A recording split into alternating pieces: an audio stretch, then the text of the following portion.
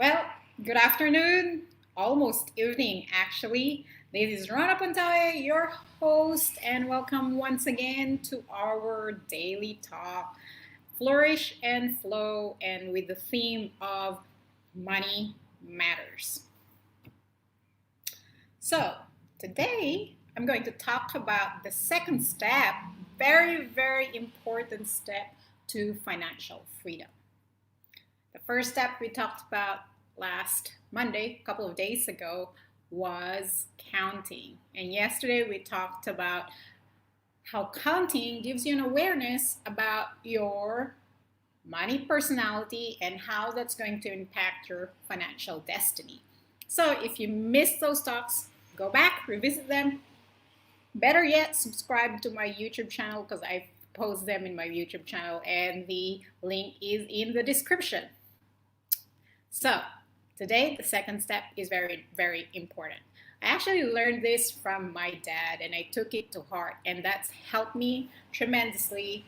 And that's why I am where I am today, where I am pretty much more or less financially independent, where I don't have big debts, minimal debt actually, and sitting on passive income. So what is this second step? Very simple, but it takes a lot of discipline. Are you ready?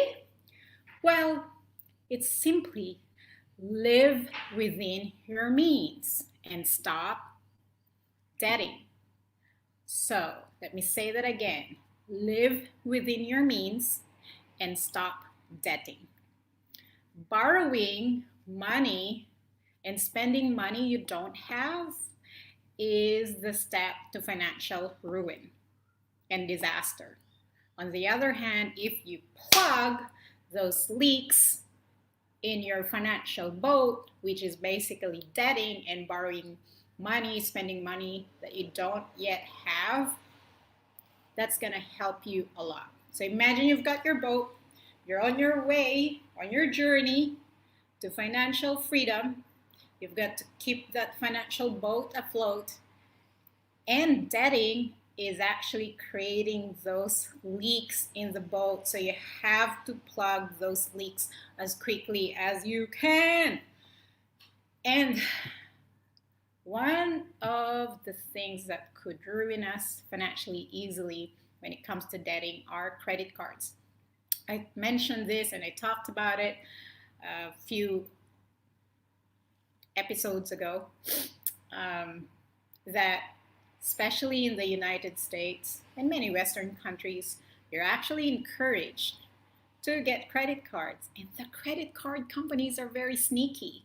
They'll keep encouraging you to borrow more, keep encouraging you to increase your limit. But the discipline is up to you. You've got to have that willpower to plug those leaks in your financial boat. So easier said than done, but always remember this: live within your means. Very simple. So how do you actually reduce debt? If you can, consolidate, your multiple credit cards and pay off as fast as you could. If you can, cut those cards and just carry with you 1 or 2 credit cards. You don't need that many. In fact, I used to have, before I went to the US, I only ever had 1 credit card, and only with 1 bank. From the time I was in Singapore to the time I moved to Australia, I've only ever used 1 credit card. Of course, I changed my credit card, but it's the same credit card provider. And the good thing about that too is if you stick to 1 credit card, you tend to build a relationship.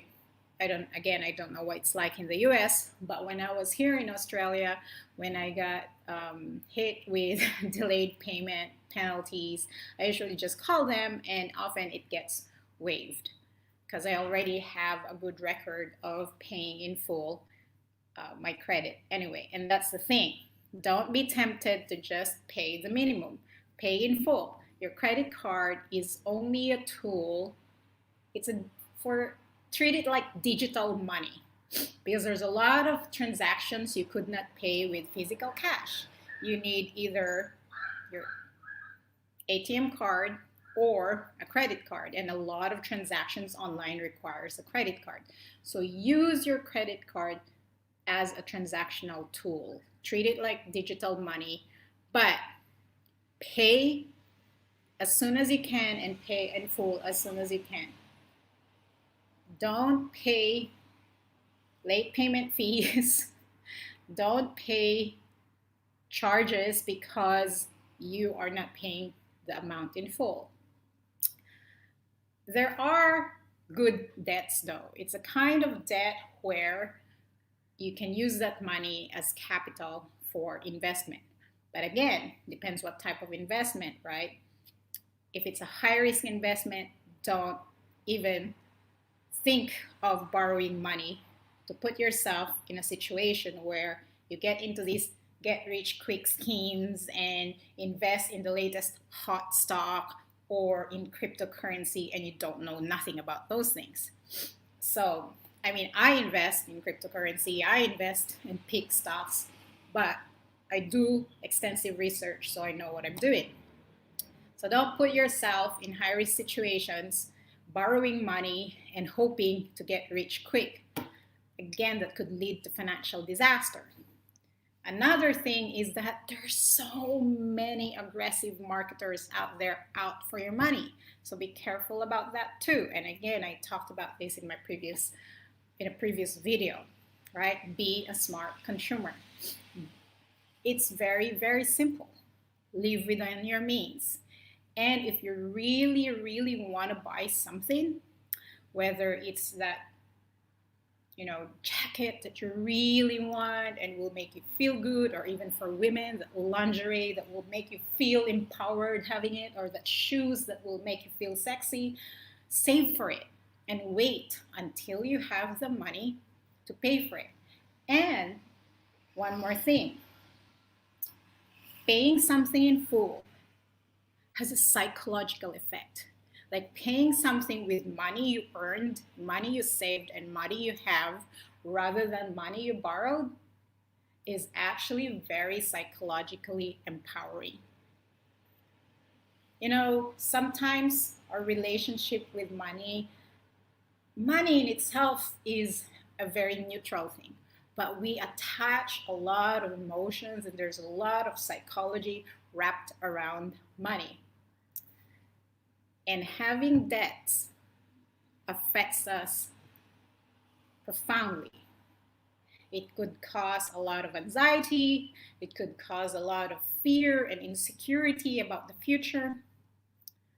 It can even cause panic attacks. And at worst, it can cause depression.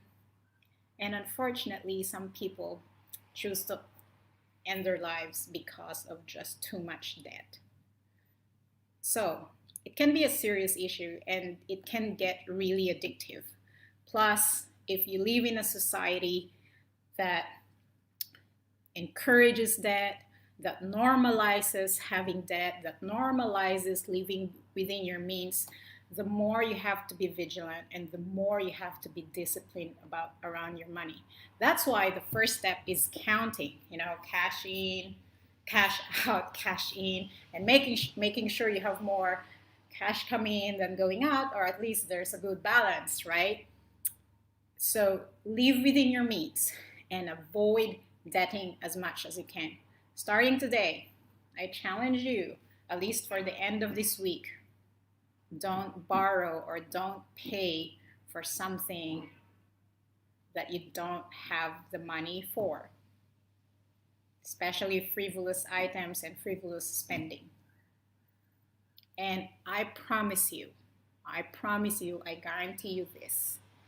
When you reach a point where you've got zero debt and you just have that extra money to pay for the things that would really give you joy and you pay them in full, and especially in cash rather than, in debt, I guarantee you it will be very, very fulfilling and very, very rewarding.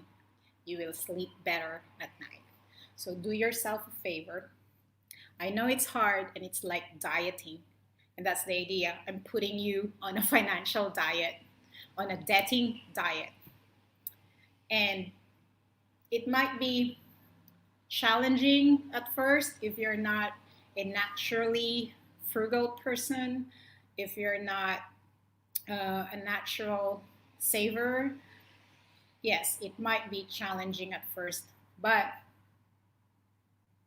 you get used to it.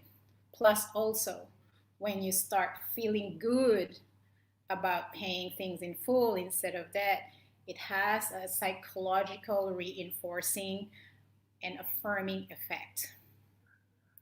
You'll start growing wings and you'll feel taller.